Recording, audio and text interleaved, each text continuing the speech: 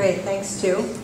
So just to begin with, I am an epidemiologist and an obstetrical anesthesia researcher, and I was kind of dragged into this and had no major experience with health policy research. And some of the work that I'm going to present was actually presented at the National Health Services and Policy Research meeting. And I think having a voice is very important, and having people in key places is something you need to aspire to in order to make effective change. And those people need to be supported, and that's one of the major issues that we've faced, and one of the things that you can address that I think will help you. What I'm going to do, I understand, and I've seen the paper that we published in 2009, which looked at issues and barriers to maternity anesthesia care in hospitals with less than 2,000 deliveries, was circulated to you.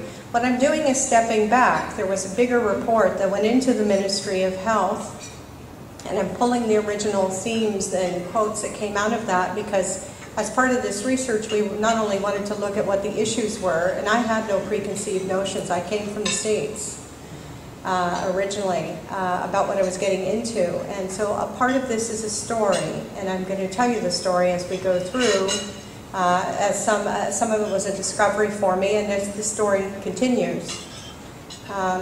So the title is Issues and Barriers to Maternity Anesthesia Care, the Ontario Experience.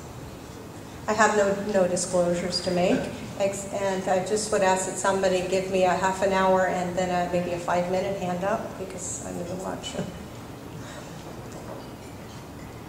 So again, I'm going to present some research. The research is related to the Ontario Maternity Anesthesia Experience, the low volume piece, as well as make comments on the larger centers and some of the greater systems issues that still continue to be issues, and some of those that have been resolved. I will present our original recommendations that came out of our work and update our experiences since the study. So childbirth is a leading cause of hospitalization of Canada. It's one of those areas where women are making first contact with the healthcare profession in any serious way, often. In the very beginning of when I was asked to get involved with this study, there was a lot of activity going on related to the supply of low-risk maternity care providers. Things that were being done at a national level with the Multidisciplinary Collaborative Primary Maternity Care Project, things being done in Ontario with the Ontario Maternity Expert Care Panel, and even surveys, the Baby Can't Wait survey out of the College of Family Physicians and University of Western Ontario Family Medicine Unit, because there was a clear recognition that how are we going to make healthcare sustainable in the smaller areas. And the basic underlying principle was that how can we ensure that women have access to care, maternity care, as close as home as possible. At the same time, systems capacity, well, they were looking at future growth with the 25-year Ontario Ministry of Finance mid-range forecast of a 32% increase in the population, 30% increase in the birth rate. Now, while a lot of this was not expected to change in the small town rural communities in Ontario, there was the issue that there seemed to be an urbanization of low-risk care. And in our level 2 and 3 hospitals, more than 50% of our low-risk beds in these higher acuity hospitals were being taken up by low-risk moms. We knew that level 1 maternity services were closing in smaller communities. Communities like Alliston were going to bat to try to keep their maternity hospitals open. We also knew from what we were hearing, and it was alluded to in the perinatal, some of the perinatal reports, that part of this was women's choices. Not only the fact that hospitals were closing services for many reasons, including anesthesia, and financial reasons as well, but also that women were choosing to go into the higher, more urban centers for the care. And it would seem that at least there are some issues that would be relevant to BC. One of the issues that we've faced in Ontario is that we have had historically a fragmented collection of data related to maternal newborn care with multiple systems and incomplete information. That's only being addressed more recently. So in the summer of 2005, the Ontario Maternity Expert Care Panel had already been up and running and doing research, and I had a colleague who was listed on that paper, Christine Kurtz-Landy, who was doing her health services research stints. She's a maternity nurse, and we suffered through statistics together during our ClinEpi program, who felt very strongly that women should have access to pain relief, and it was a basic fundamental human right that in a system that talks about equity, and making sure that women had some access to proper services. So she is actually the reason that I got involved with this. She was helping with the Ontario Maternity Expert Care Panel. There was a full report that went into the ministry, and Christine, who advised me, said make sure you have a right to publish this so it doesn't get drawered. And in fact, they did try to drawer it. And we did publish the secondary analysis, which is the paper that focused more on the rural, small town issues, because that was really where we thought the problems were going to be. Just as in terms of how we need to frame things, anesthesia is really invisible. Not on the ground. We know that we do wonderful work, that we're resuscitators, and when push comes to shove, women depend on us for their lives.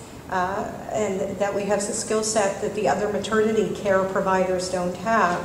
But if you look at the national reports, many of them don't consider us as maternity providers. Certainly we're not helping to deliver babies. We do provide analgesia during maternity care.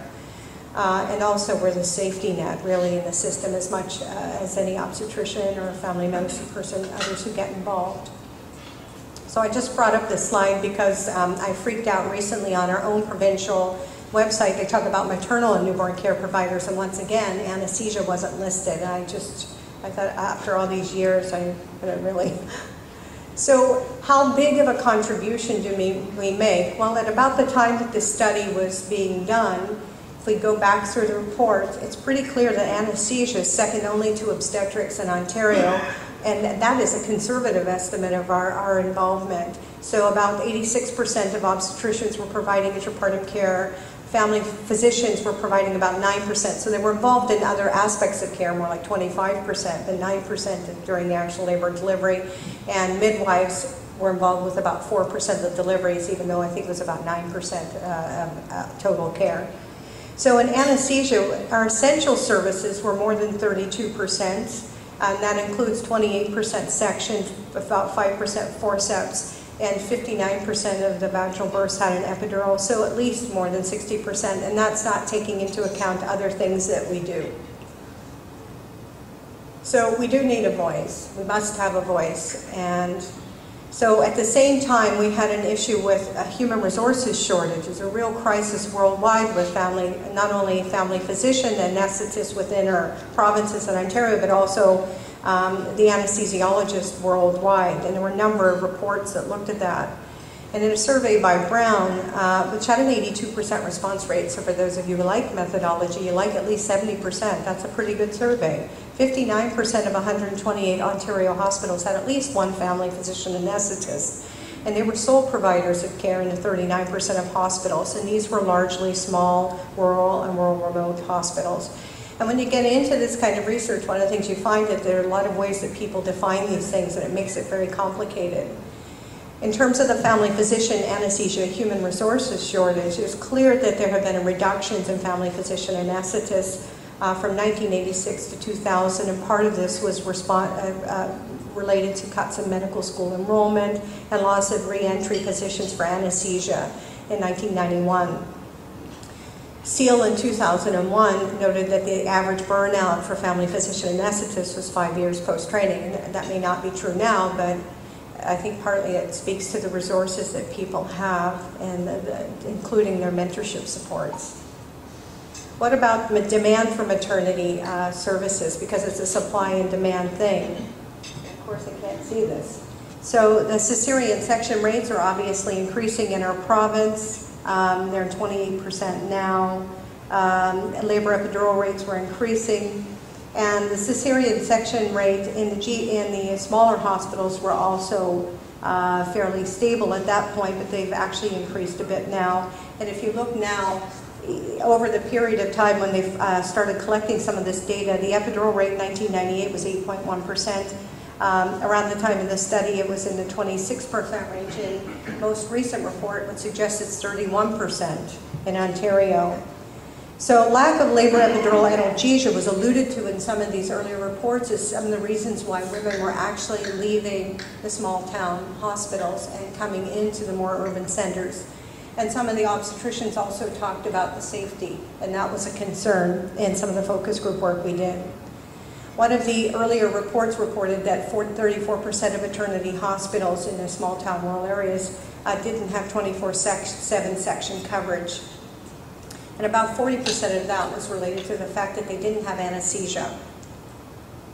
So that sort of frames what was happening, although at the time, I must admit, I didn't know all of the details, and I had to place and pull together a picture that helped me understand what I was finding, and my GP anesthesia colleagues were very good at helping me. So when I started this study, they asked me in the summer, it was just before my holiday, I had 6 weeks to complete the study. So of course it took longer than that, but that's the way the ministry works. Of course they don't give you much in terms of resources, but they did give some. So our objectives were, because I really didn't know what I was getting into, was to explore some of the key issues and barriers to maternity anesthesia care, because it was clear there were the same issues were likely to be at play as with the other providers. And we wanted to look at the non-tertiary hospitals with a special focus on the smaller communities. And as part of this, I also didn't want to just find out what the problems were. I wanted to see, is there a way that the system can heal itself and provide some potential solutions? Because again, the issue is really about the patient. So the study design was a 3-phased mixed method study, which meant that we did qualitative descriptive work. We did focus groups with providers, and we also did some survey work, so we had some quantitative information. And we used standard qualitative methodology and quantitative methods for analyses. We did purposeful sampling of maternity anesthesia leaders, so we weren't looking at the guys on the ground, but the truth is in some places there was no director of OB anesthesia, there was no chief of department, there was just one guy or two guys. They were the most responsible person, and those were the people who helped us. No, we had an overwhelming response to this. I really didn't anticipate. Almost everybody who was asked did the survey, excluding one hospital that didn't have an epidural service. It was a level 2. And the majority of people, these directors, these high-powered people, and all of the people who were so busy in the rural areas also completed our practice survey.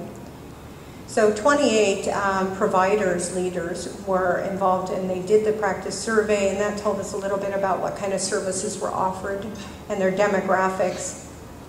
And then 24 of these people were involved in our focus groups.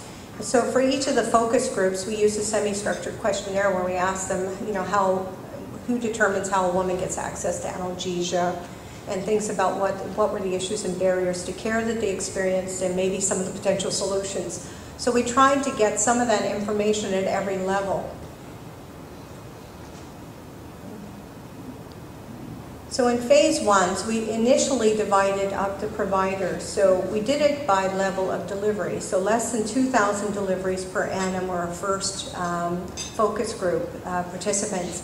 And we randomly sampled across all of Ontario, all the 5 areas, so that we could get a better idea of the spectrum and depth of the issues. And this would have included anesthesiologists in those centers, as well as family physician and anesthetists. The reason why we picked 2,000 deliveries was that the Child Health Network had proposed that hospitals with less than 2,000 deliveries should shut their doors to maternity anesthesia and obstetrical services.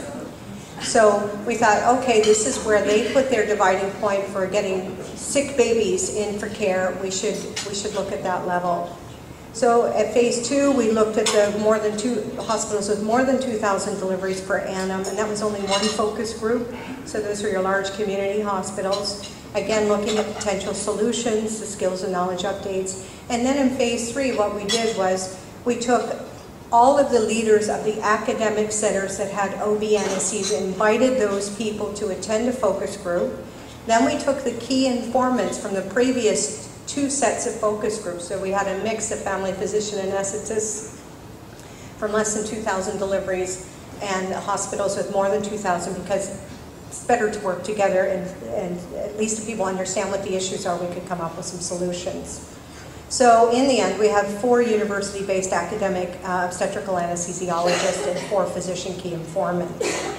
And before we went into that final finding solutions part of our study, we actually went through, and with all of our previous work, we always member checked. Did I hear it right? Did I get it right? So that I could understand, and you look for saturation of responses so that you know that you're getting a real phenomenon, you know that you're getting at it.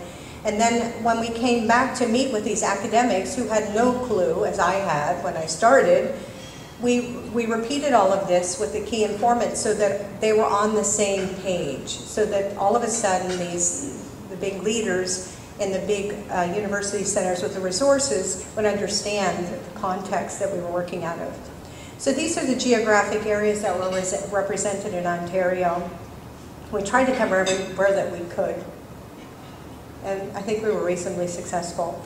Well, what about the anesthesia providers who answered our survey and who got involved? So these actually were the ones who were in the focus group. So if you looked at the hospitals with less than 2,000 deliveries, over 70% were family physician anesthetists. These were the most responsible providers in those hospitals. Whereas in the larger hospitals, as would be expected, they were anesthesiologists.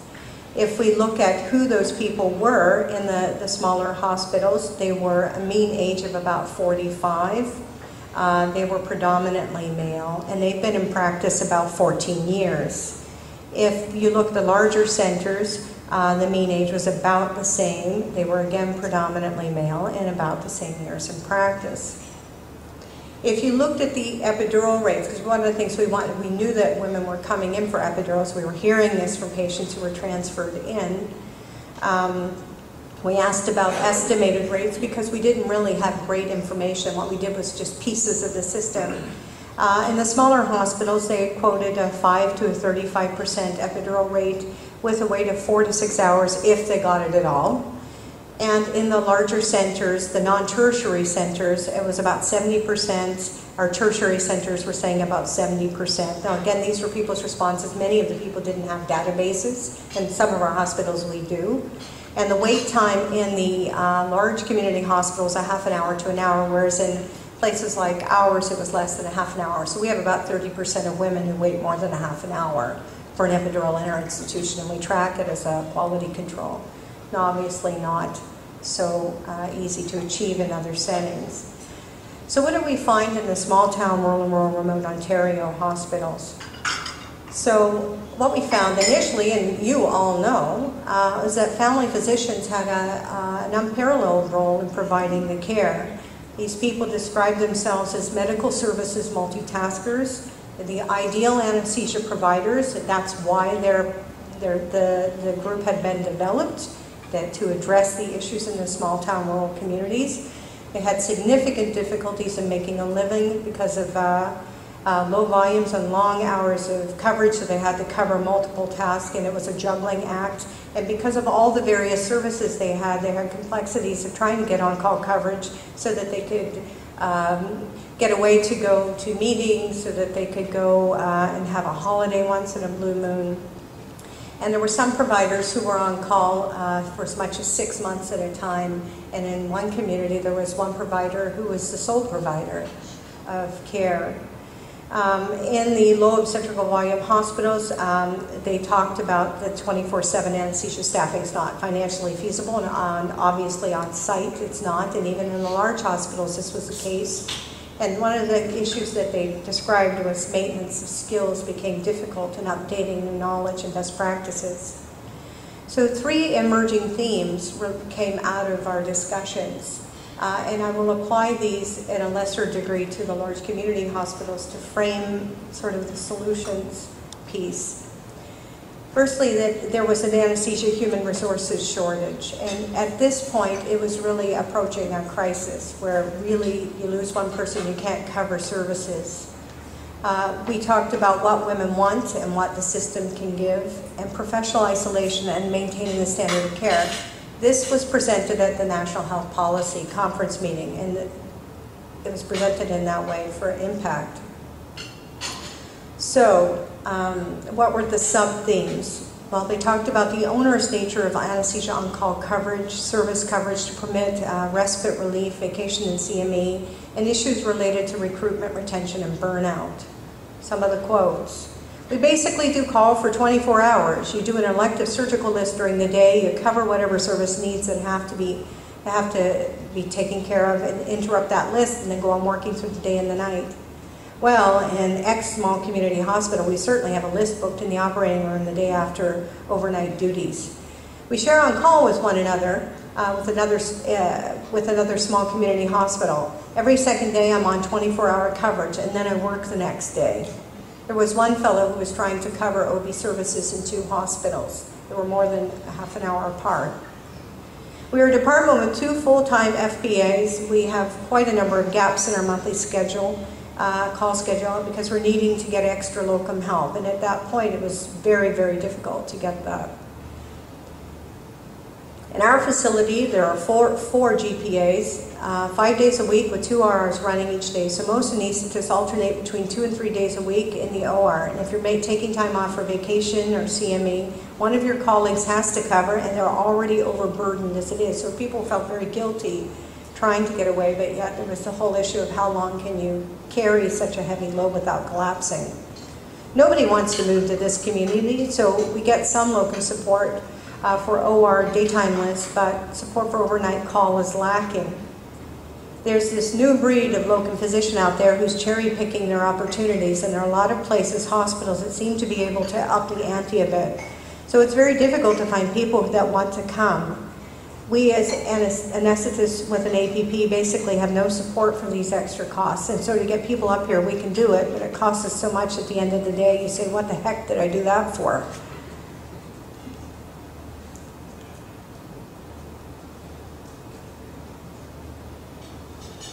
Recruitment. When the underserviced area programs came out, it worked, and we rural providers were able to utilize it to help us get people. Well, now when the underserviced area program calls X community underserviced and we're on par for them, the levels of support that are provided just aren't working anymore. So you see me working more and more hours every day, every year. It gets worse and worse because of this.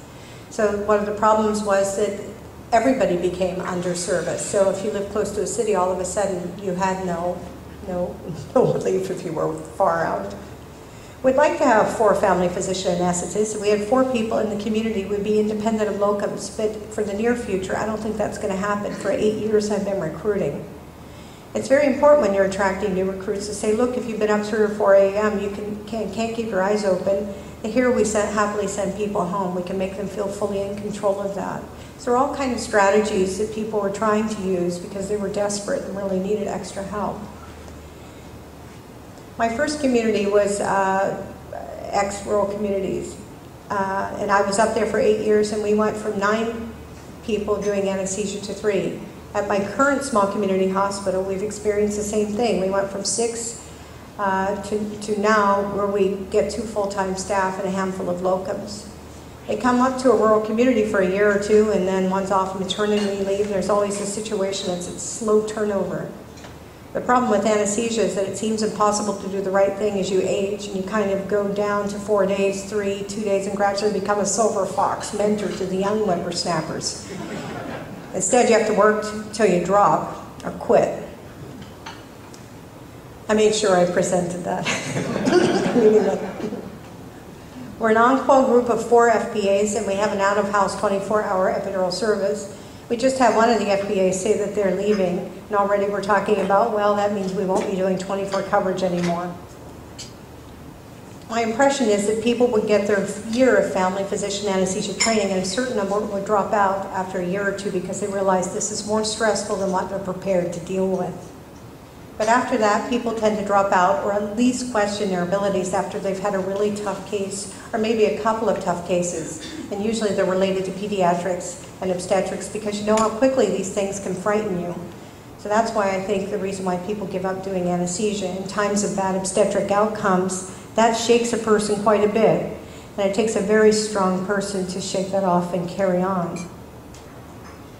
The second theme was what women want and what the current system can give. So what they expect. The fact that maternity anesthesia care really has a lower priority in the system. and professional demands versus survival. And I just want to make a comment about maternity anesthesia. I know some people would say that it's obstetrical anesthesia, and we've branded ourselves that way. I've taken the broader view because I provide epidurals for women regardless if it's a midwife, a family physician, or an OB. And in some ways, I think this puts us in more of a position to be seen as a maternal care provider, if we call it that. So while it might be controversial, that's sort of why I'm presenting it in this light. Women's expectations. Their expectations are that epidural anesthesia is provided 24 hours a day, basically on demand. So women who want an epidural, as soon as they come in, generally speaking, make the choice of going to the city. And women who stay here for the most part, primiparous patients, because they don't really know kind of what they're getting into, maybe. Once they're multips, then they decide they do know, and then they go into the city. They're not expecting epidurals. Each rural location changes its epidural services availability day to day, week to month to month, and even in our small hospital, we can't reliably predict how much service is going to be available. I think a woman has a right to know what's available if she's planning on delivering wherever she lives, and if she's not happy with it, I mean, the next step is to get the government to decide whether or not they're going to fund having her deliver somewhere else. What the system can give. We're not always available to come at a drop of a hat because we do not have staff dedicated to the obstetrical floor. So we may have to call in someone who may be involved in many other things. We can't attract someone to sit and do 3 or 4 epidurals a day and do a section or 2. We're doing up to 1,400 births, 40% epidural rate, 20 to 25% section rate. You might get them all in one day, but it's still going to happen infrequently enough that you can't make enough money. And at this time, and I'm not sure how much better it is, but there were many different ways that reimbursement was being administered. And one of the problems was that a lot of the reimbursement was based on what FRCPCs were getting in small. I'm almost done? 30. Oh, 30. Oh, that's good. Good. Excellent. Thanks. But 5, I'm like, oh good. We did say 30. The OR is usually pretty busy, and if you have to tell surgeons I have to go up to labor and delivery, sometimes even just to do an epidural, they can get some nasty about it. And that was a large community provider, and I put that in because, or sometimes there's a confrontation, small community, because this is one of the issues. Nobody likes to stop a list, and it's just one of the realities of coverage. And so we've got a 2-tiered maternity system that needs to be fixed, and these guys need to go tell the ministry so we can set up a program to try to fix it. So we did go tell the ministry. We've met the ministry many times, actually. Professional demands versus survival. And you're talking to me on day 9 of 18 days of call, and we just leave the hospital and immediately get called back for an epidural. We try to provide an epidural service, but the hospital is getting busier and busier, and now I think the epidural rate's going up, and it's becoming more and more difficult, and now it's up to 31%. So we've got about 750 deliveries a year, and I'm the only person doing epidurals. So they'll call me, and we'll try to use our epidurals judiciously. We can't have an on-demand service. My colleagues understand that I wouldn't have a life. I also have a kind of standing order that they shouldn't call me for an epidural, that the physician will call me only if it's an extreme case, say after midnight. I think those are just the survival rules. You should have seen the health policy people's mouths. They really don't have that much of a sense. That was my impression. Professional isolation, I didn't either, so. Professional isolation, maintaining the standard of care. So there are multiple themes that came out here, including the precarious access to best practice maternity anesthesia updates, barriers to change in the hospital department, lack of connectivity and mentorship, and the need for interdisciplinary collaborative models, which is really the framework that OMSEP started with, and FCQ, except that initially they didn't have anesthesia involved. So we don't have a formal link with anyone. We're out in the middle of nowhere.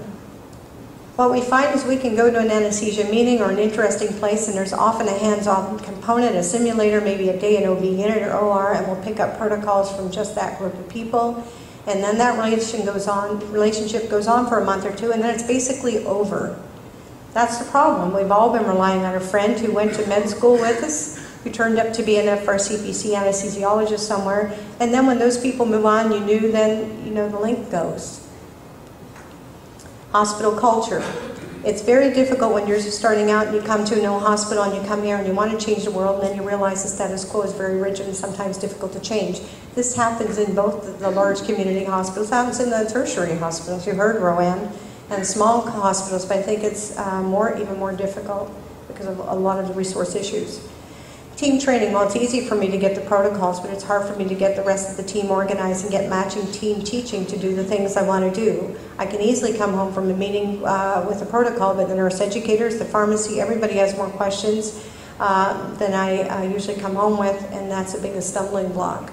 So that's why it's important as you think of solutions, you have to involve all of the key providers, and even pharmacy, as well as obviously nursing. So some of the solutions, these related to optimizing current services provision and provider retention. So part of that was remuneration grading for the underserviced regions that came out of our discussions. Development of formal provincial university-based maternity anesthesia networks for reskilling, mentorship, and knowledge transfer. The second theme related to developing new family physician resources. These are things that came out of our discussions, not always necessarily occurring. So methods to facilitate reentry to family physician anesthesia training, increasing the appeal of it, expediting training assessments of foreign trained anesthesiologists, and developing formal locum anesthesia pools for underserviced areas and some other sources. And one of the problems is when you give a list of things like this to the ministry, they'll pick off the things that are easiest for them to do and usually the most cheap as well. So optimizing current services provision and improving retention. I think the links between non-tertiary and tertiary centers have to be initially formalized. So in a formal maternity anesthesia network. That has to almost be institutionally based or region-based. I see the university as having one designated staff person with a special interest in community maternity anesthesia, and that person would be a resource for any potential problems. They could run in their weekly problem-based rounds by teleconference. For example, for the whole catchment area, there is a problem with that. When we looked at it, you would need more than one person obviously doing that in rotation because we have resource issues too, and it's probably better to have multiple people being those resources, obviously. And so there's an ongoing link with the anesthetist who had a bad case, so they can talk about it. And again, an ongoing link that there could be once a year visit or even every 2 years to those communities. If there was a well-established follow-through and ongoing education that people could expect, I think that would be a very good way of going about it. Now this, of course, is people talking about what they wanted and what would work. I think it's a good idea opening up places where retraining and updating of skills are possible because that's salvaging the people you're going to lose maybe from anesthesia. So that would always need to be a one-on-one situation where they could come to a bigger center and be supported and taught and encouraged. And I remember actually going to the head of Global eHealth Innovation, who I know, Alex Jadot, who's done a lot of work in pain and also teaching via conference. And he thought this should all be done by video, and I had a long discussion about tacit learning and why people like to get the first experience. You can tell me later what you think, but I still think people want to see one, do one kind of thing. And then you support them. And then have after that initial piece, have an ability for people to rotate back as needed or additional staff. Theme 2, developing new family physician resources. Some of this had to do with policy changes for reentry family physician, increasing its appeal.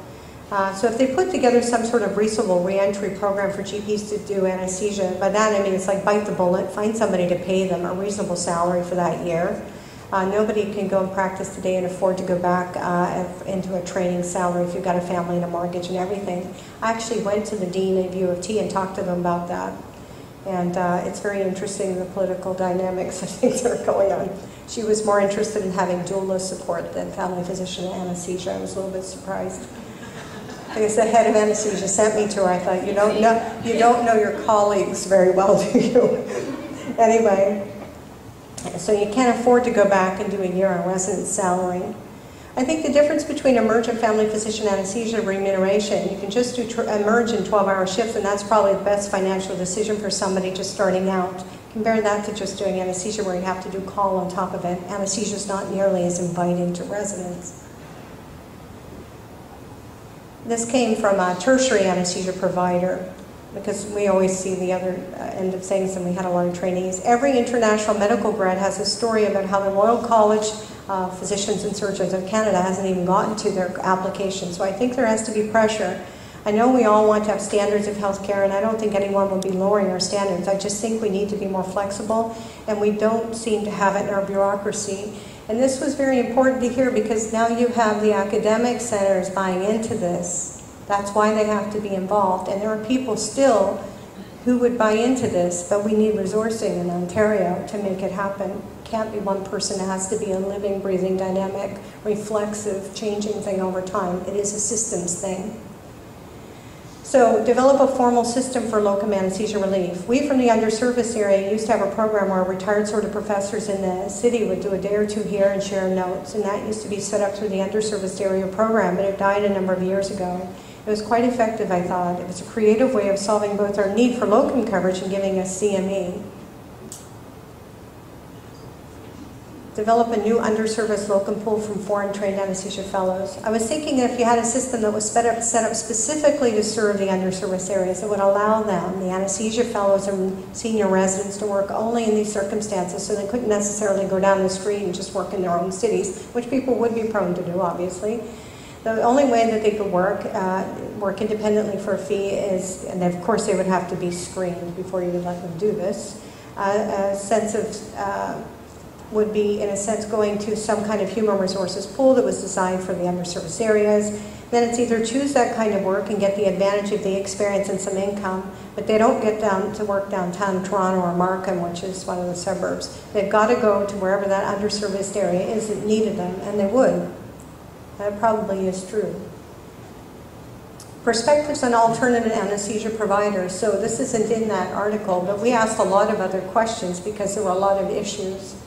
So there were perspectives that differed by practice setting, and one of the things that when I'm talking to the tertiary centers and the people who are trying to guide health policy, who don't have a lot of rural health voices on those kind of committees, is that they don't see the world quite the same way. And so there are differences, and they'll come out. So many of the MDs in the large community hospitals do and did see a role for RTs and RNs as anesthesia extenders. These positions were always described within the context of direct supervision by an anesthesiologist. The rural community, small-town community providers said that they didn't see a role for anesthesia extenders. Family practice anesthetists were the most suitable alternative providers. So there is a big difference, and the solutions are different. The problems and the solutions are different. My view is that there's already an alternative group, the family practice anesthetists, and it would seem like until we max that out to the potential to develop a third stream of anesthesia providers doesn't seem sensible. And it seems like family practice anesthesia is the long-term solution. I don't see a real need for it personally. The other non-anesthesia providers would just cause turf issues in the future. And I disagree they're less or expensive, because if you're paying someone a salary, you're paying someone's pension, you're paying someone's malpractice insurance, I think that the family physicians provide health care at a much more efficient and cheaper rate than some of the specialty sort of subgroups. And of course, those other people, unless they were independent practitioners, can't provide on-call coverage, and they wouldn't be able to cover the complex types of practices. At least in Ontario, people were multitasking: family medicine, nursing homes, anesthesia, emerge.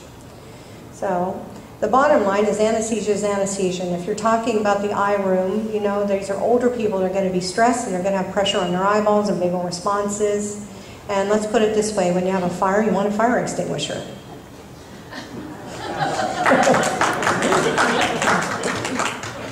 So what about issues and barriers in the large community hospitals? Because we tend to think that everybody has all the resources, and even in the tertiary centers, of course, there's a gradient, right?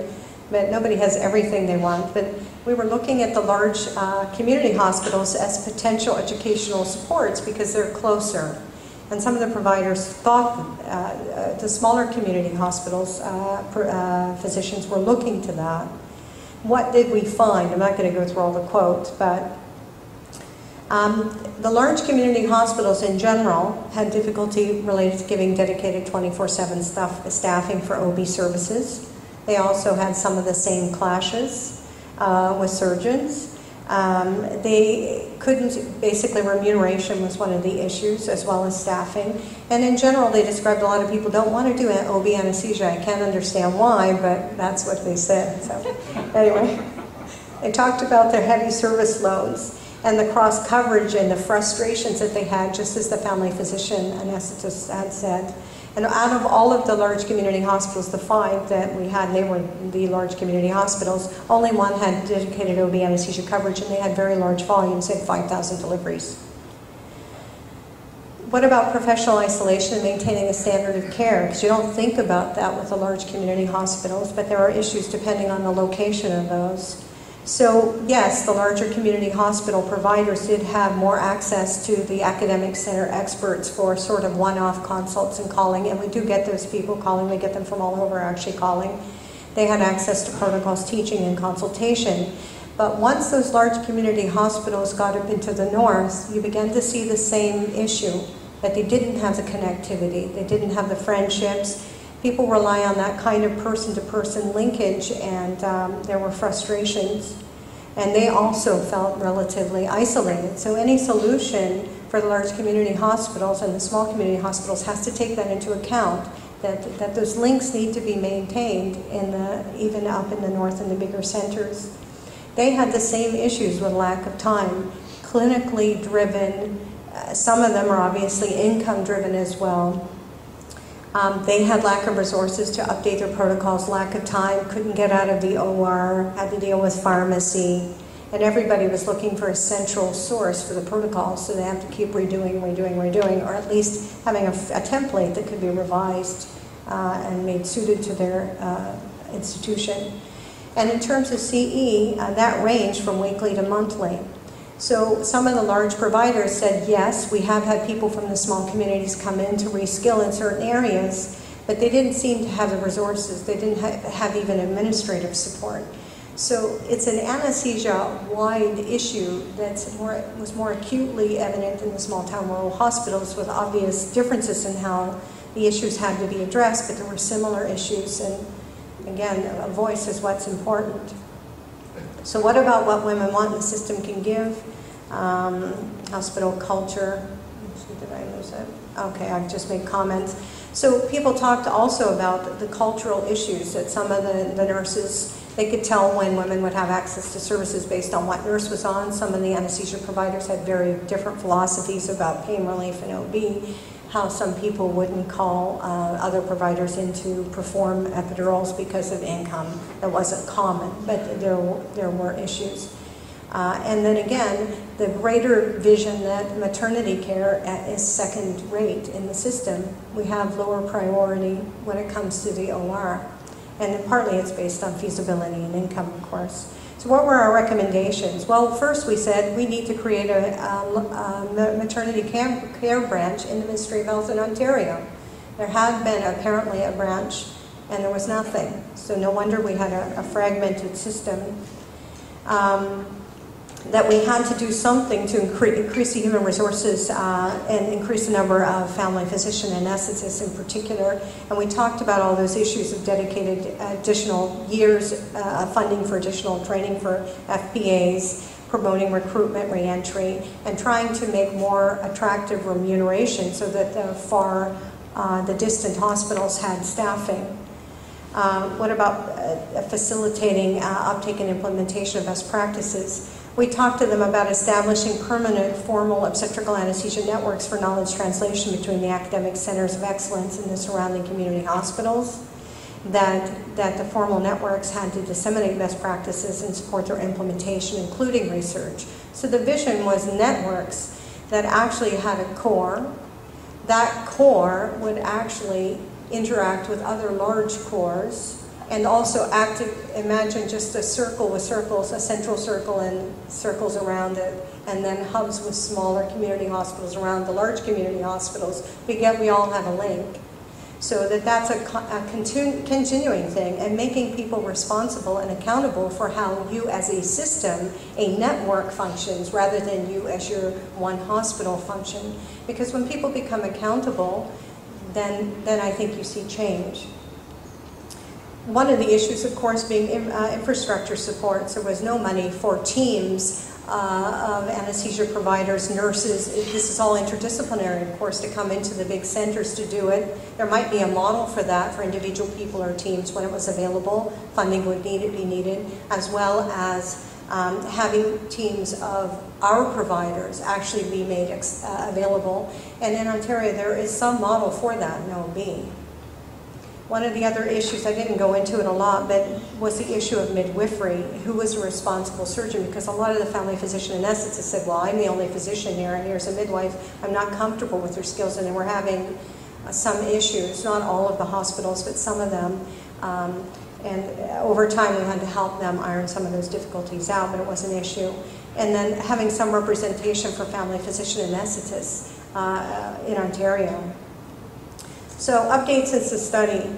So the Ontario Medical Association now has, they read the report, they saw our Appendix D that was drawered, but did make it to the OMA, and they specifically responded about the family physician issue, that it needed to be addressed.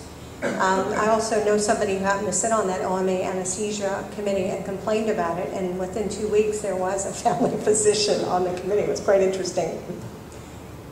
A shadow maternal health branch was formed by the Ministry of Health. I don't think it's actually been called as such, but there is now a body that's working on this in Ontario. The Provincial Council for Child Health now has a committee, the Provincial Maternal Newborn Advisory Committee, and that committee is the STAR, one of the STAR committees in the ministry, and it's actually changing practice in Ontario, and it does have anesthesia in the form of my big mouth right now, but maybe someday someone else's. And they're rolling out strategic initiatives and actually looking at methods of improving maternal care. So there's a interdisciplinary collaborative group of people who are making decisions, who are also working in rural Ontario as well. Ontario had about 40% of the births, but we had such a fragmented system. A lot of our data isn't even registered in the national reports. If you look, Ontario is missing. We now have an excellent system that's been developed by pooling all of those various databases. And we can look forward to using real evidence to target resources in the areas where they're needed. What about anesthesia?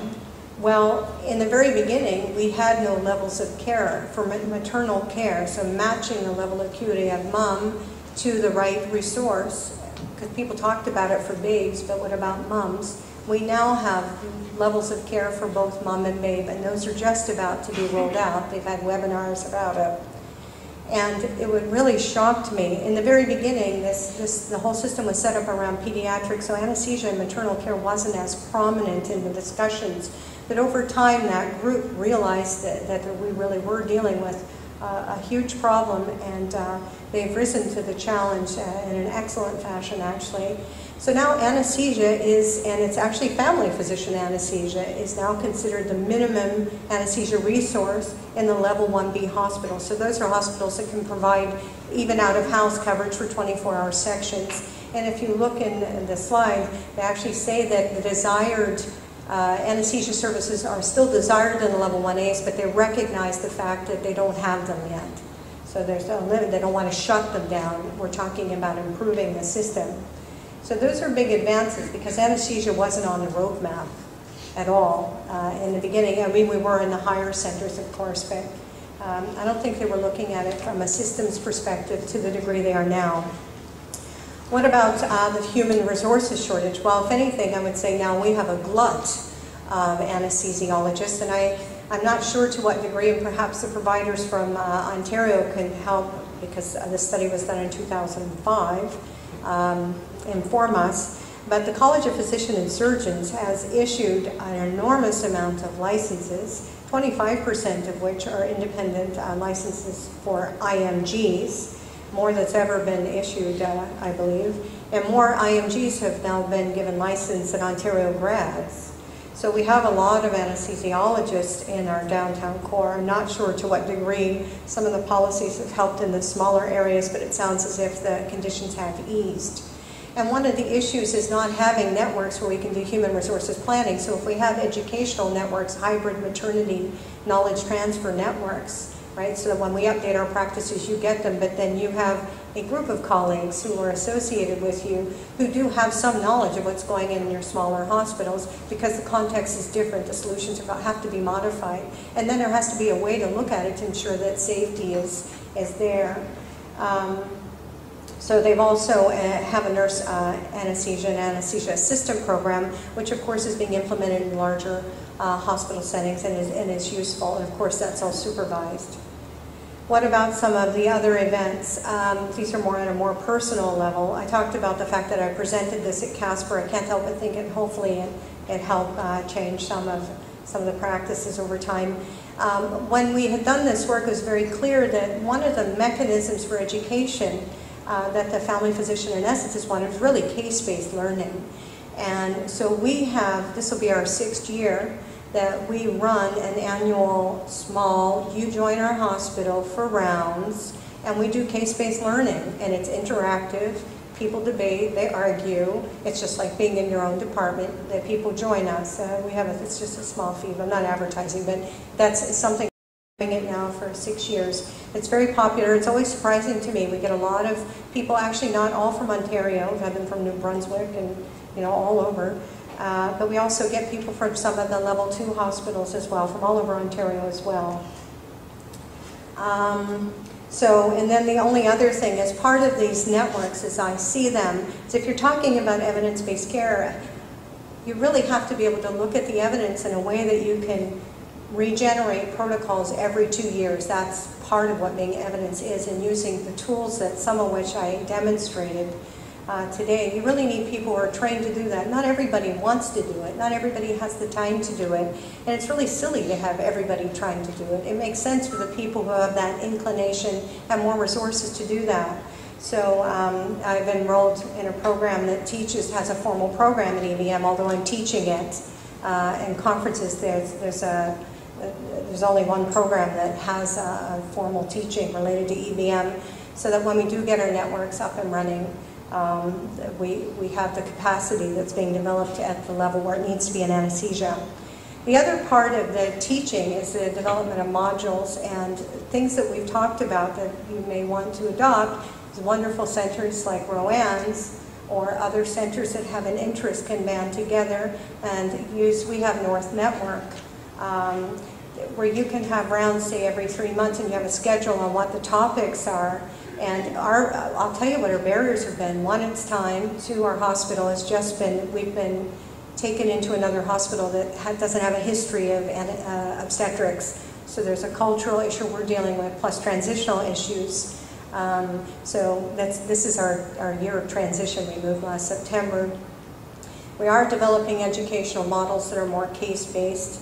And I'm sure there are other ways that this education can be transmitted to people so that you get CE. We actually talked about having people pay $100 a group per year so that we would track their CE, so that then we could give them a CE out of our department. And then that would also develop the mentorship links. One of the other ways that we've thought about doing this is we've actually had a few family physician anesthetists who hadn't been doing epidurals in years, who wanted to get their services up and running again, or just more confidence. They've come in and done retraining, and it sounds as if Joe Rowan and his group is offering skills updates and that kind of thing as well. And that is successful, but it needs some kind of organization and funding. And right now, until you get a program that's set up and shown to be effective, organizations in Ontario won't pay for people to come through. So there's a whole bunch of research in there. So one of the things I thought I'd share from you is when I got this email that was flying around trying to find me about this conference, one of the anesthetists that I knew from our workshop, who actually had been a participant in a focus group, came in, and his wife was high risk, and I gave her anesthetic. And so he was giving me an update, but he also wanted to let me know what had happened because we had a hands-on part to our workshop. It wasn't just case-based, but also stuff about how to run the pumps and practical stuff. And having just returned from an epidural start and listening to the OB nurse brag, and the patient's optimism about the obstetrical PCEA service that we have now compared with the patient's last delivery experience, On behalf of many patients, nurses, and docs, thank you, and obviously your colleagues, for your help in refining the OB analgesia service that we are very proud of in our small community hospital. And our delivery rates have approximately doubled since your focus groups 5 years ago.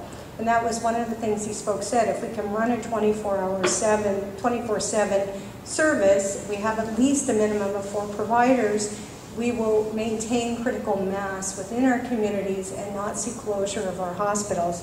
So that was a wonderful thing to get. Anyway, so that's concluded.